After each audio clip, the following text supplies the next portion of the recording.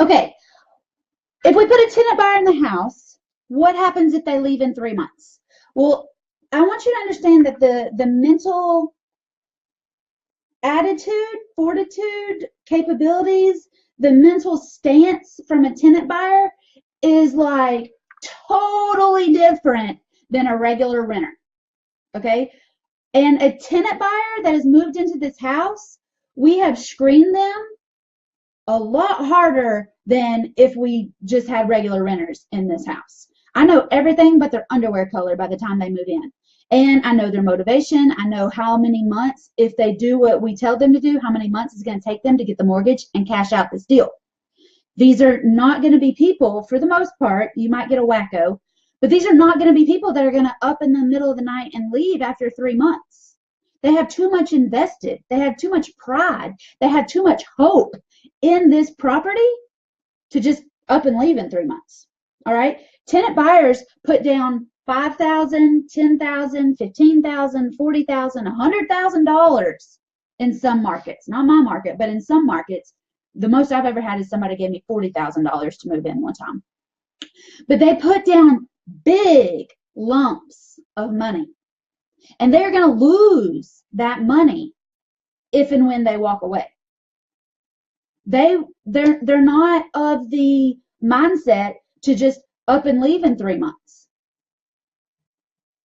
They are working every time they get a chance to pay down their purchase price, to improve the property, to, do anything and everything that I need and ask them to do. Because this is the only way they're going to get out of their mom's basement. This is the only way that they're going to be able to actually buy a house. This is the only way that they're going to get out of whatever situation it's going to be. This is the only way that they're going to be able to buy a house because they had a bankruptcy or a foreclosure or something in their history, or they've got, just all sorts of things. These aren't the people that are just going to up and leave. But what happens if they do up and leave? Because we signed a lease option that said that we were going to make these payments for 5 years. And then we found somebody else that came in and started making these payments for us, right? Well, if you put a tenant buyer in a house, and let's say they give you $10,000 to move in, and your payment is $1,000, but they pay you $1,200 a month.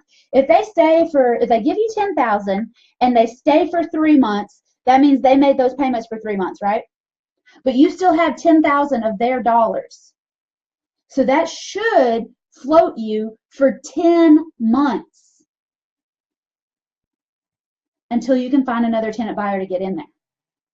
Okay? If you get this $10,000 and you go to Vegas, then yeah, you're going to have to come out of pocket on that 4th month to make that payment, unless you've already found another tenant buyer to go in there. If you agree that you're going to make somebody's payment for the next 5 years, you have the option, you have the right, you have the ability to find somebody to come in and make those payments for you. But if you just, decide you don't feel like finding somebody to go in, you still have to fulfill your obligation. Okay? You said you were going to do this, and there's no way you're going to hit 100 houses if you start screwing people over in the beginning. Now that is when you do a sandwich lease option. So you bought it with a lease option and you sold it with a lease option. If you buy it with a lease option and you decide to assign it over to a tenant buyer, you can take an assignment fee and get out of the middle, and you let the buyer and the seller work it out amongst themselves, and you can walk away. And then if in 3 months they decide they don't want to make the payments, they can have you come back in and find somebody else to do the deal again. And that's the biggest difference between a lease option and an assignment. In an assignment, you set it up and get out. In a sandwich lease option, you stay in and you float the payment. One thing people ask me all the time, because we talk about that, and people say, why wouldn't you just do that every single time? Well, you could. The problem is, with lease options, we talk about 3 payments, right? We get a non-refundable option fee up front.